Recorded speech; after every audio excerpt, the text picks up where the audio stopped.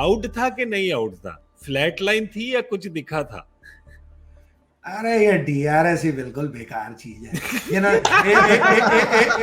एक बात बताओ, अगर आपने डीआरएस रखा था कि अंपायर कभी कभी गलती कर देता है, हाँ। तो फिर वो वैसी चीज लेके आओ ना जो गलती ना करे। अगर साला मशीन भी गलती कर रहा है तो उस इंसान को क्यों खड़ा किया हुआ है धूप में? ना वो टोपी पकड़ता है, ना वो नो बॉल देता है, जब वो आउट देता है तो आप नॉट आउट मांग लेते हो।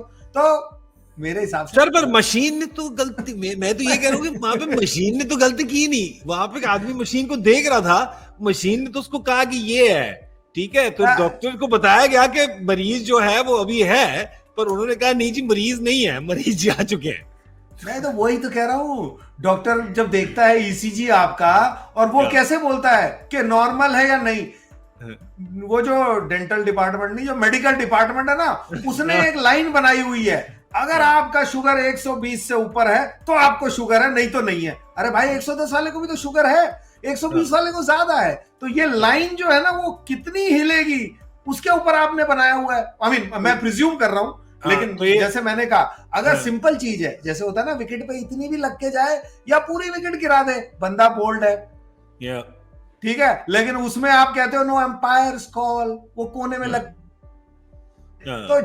तो ये तो तब तक रहेगा जब तक दो पक्ष रहेंगे, किसी भी फाइन लाइन में दो साइड रहेंगी, लेकिन मैं आप दोनों की साइड में हूं, इसलिए मुझे भी आउट लगा अगर वो हिला है तो। देखिए गौरव, एक बात में इसमें ऐड, अजय ने भी ईसीजी की बात करी ना, बस फर्क सिर्फ एक ही है, ईसीजी में जब लाइन बिल्कुल सीधी होती है ना तो बंदा आउट हो जाता है, ईसीजी में जब लाइन सीधी होती है तो बंदा नॉट आउट होता है। पर देखिए मेरे हिसाब से भी ये आउट था। और जब देखिए एक कभी हमने देखा है राहुल त्रिपाठी ने केकेआर के मुकाबले में ना, कि केएल राहुल ही थे बल्लेबाज, कि एक कैच उन्होंने पकड़ा था।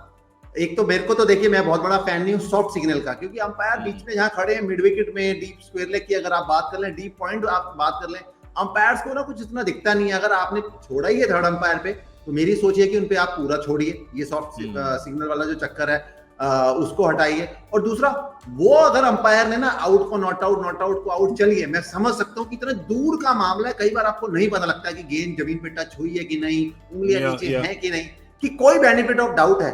आज तो मुझे कोई बेनिफिट ऑफ डाउट दिखाई नहीं, क्योंकि जो आप जिसकी बात करते हैं कि स्पाइक जो आता है, वो स्पाइक तो आया था, इतनी मुश्किल से तो गेंद आई थी कप्तान साहब के हाथ में, एक दो मौके गंवाने के बाद फिर थर्ड अंपायर ने बाजी मार दी।